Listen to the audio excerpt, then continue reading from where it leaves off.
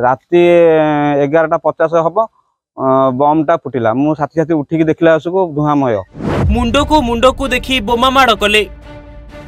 बोमा माड़े छिड़गला हाथ।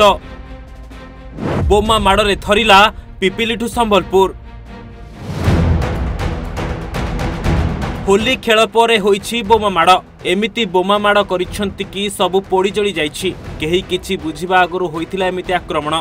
दुईटी अंचल बोमा माड़े पूरा थरी उठिछि। पिपिली एवं संबलपुर रे होईछि एमिति किछि।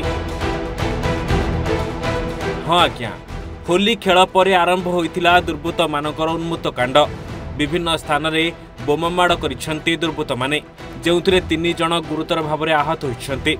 बोमा माड़े हाथ छिड़ी जाइछि, जहा पर एबे पिपिली एवं संबलपुर रे सुरक्षा को बढ़ाई दिया जाइछि।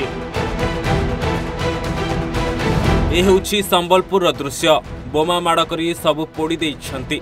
3 जन गुरुतर भाव में मध्य आहत होइछंती। घर एवं बुलेट गाड़ी सब पोड़ी जाइछि। तबे घटनास्थल रे एबे पुलिस मुतयन होइछंती।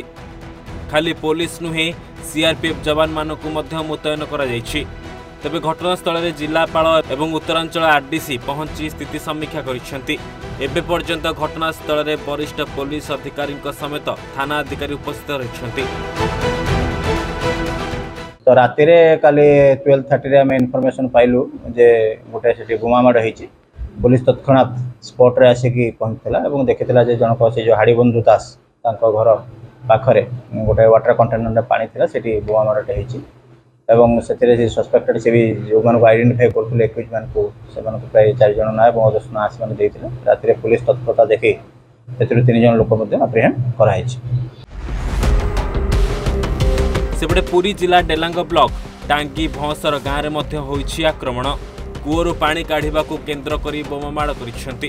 प्रथमे 2 गोष्ठी मध्य होइतिला बचसा, तापरे गंडगोल एते बढ़ी जाइतिला जे बोमा माड़ पर्यंत कथा पड़िला।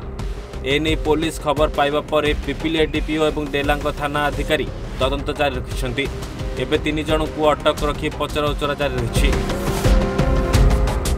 काली 10टा बेले घटनाटा घटीला किंतु पाटितुंड होइतिला बंद पुणी बंद बांध होइतिला उभय पक्षे बुझा सुझा होई बंद बांध होइतिला। राति दिन 1टा बेले चगला आउ मिलन फासा आनी तांको कोठ घरटे शो कले। राति 11:50 हम बमटा फुटिला मु साथी साथी उठिकी देखला आसको धुआमय। तापरे मु बारिआडे हनेला 2 जन मन दौड़िकी चली गले। पिपिली राज प्रसाद दास इनपुट ब्यूरो ओडिशा भास्कर।